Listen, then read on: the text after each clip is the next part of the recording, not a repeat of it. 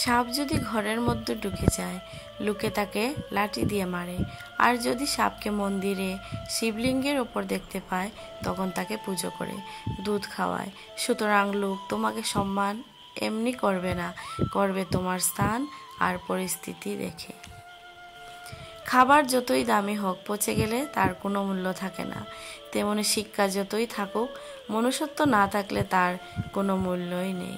চাণক্য নীতি: একজন মানুষ জন্মগতভাবে মহান হয় না, মানুষ মহান হয় তার কর্মধারা।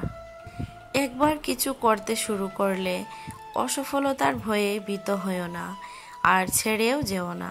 কারণ যারা নিঃস্বার্থভাবে কাজ করে তারা সবথেকে সুখী হয়। যে রাজা শত্রুর গতিবিধি সম্পর্কে ধারণা করতে পারে না এবং শুধু অভিযোগ করে যে তার পিঠে ছুরিকাঘাত করা হয়েছে, তাকে সিংহাসনচ্যুত করা উচিত। অনেকেই বলেন মেয়েরা ভয় পায়, তবে চাণক্য বলে গিয়েছেন, পুরুষদের থেকে নারীদের সাহস 6 গুণ বেশি হয়। এই জন্য নারীকে শক্তিরূপে পূজা করা হয়।